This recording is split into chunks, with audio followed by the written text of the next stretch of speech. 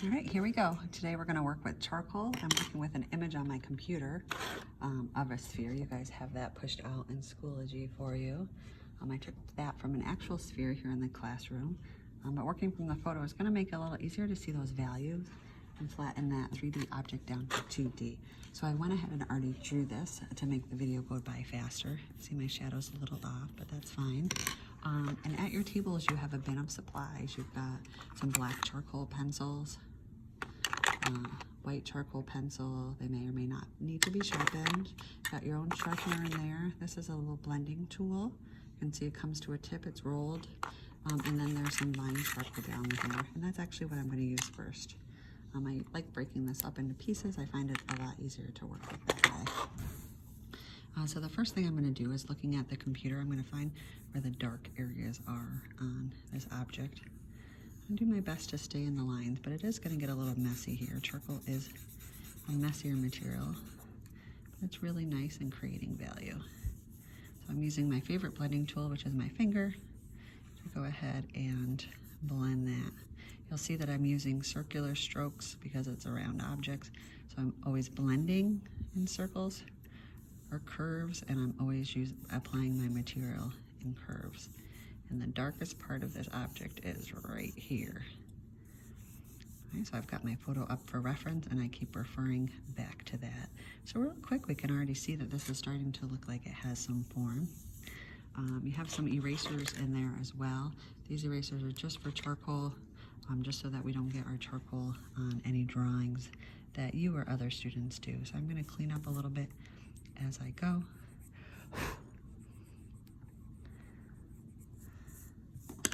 All right, so now that I've got some base value on there, I'm going to go back in and add some darker value. I'm going to do that with a charcoal pencil. It doesn't need to be sharp like a regular pencil.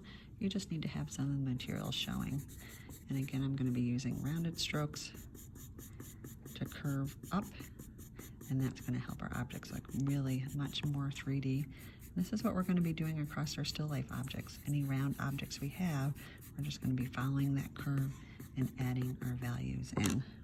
This time I am going to use the blending stump, or the tortillon, but I just call it a blending stump. We're just going to curve those up. And same here. Okay, and again, just popping that definition and that value. I tend to exaggerate my values from what's really on the screen or what I see, just to make my objects really stand out. Okay, and then I'm going to go in with some white charcoal and add some highlights in there.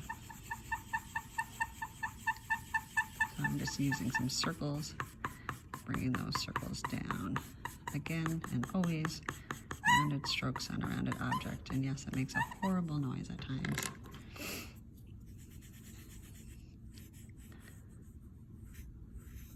You're going to find with charcoal, you're just going to end up going back and forth, back and forth, back and forth until you get the values that you get.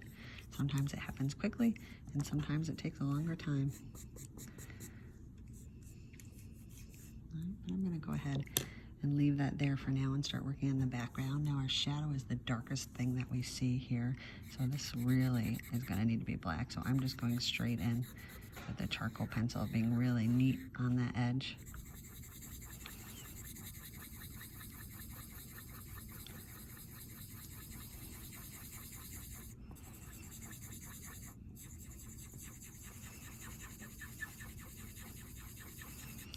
Now the shadow is flat, so you can go ahead and use your flat strokes.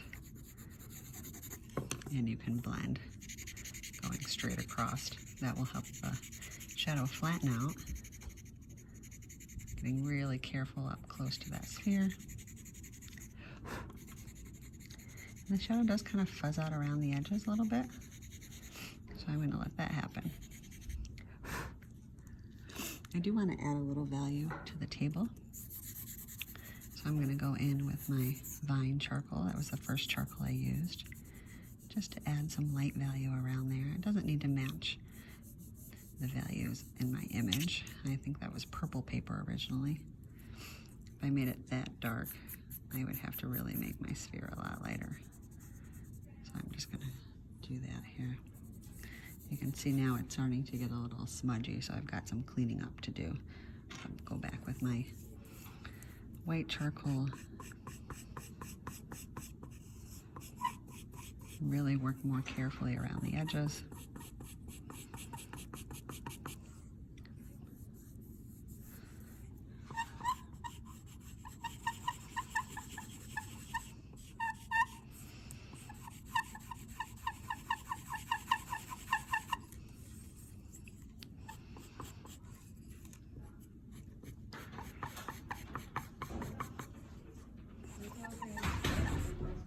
Yep, sure is.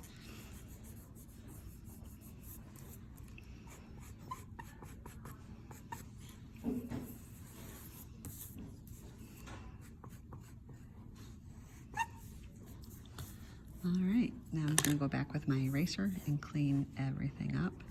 Define that edge. Maybe fill my values a little bit more in on that table.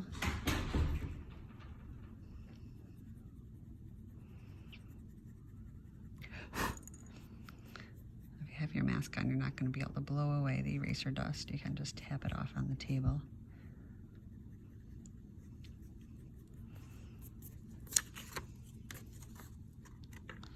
There we go. I'm going to work on that a little bit more, but I think you guys have what you need in order to get started, and I'll show you a final draft when I'm done.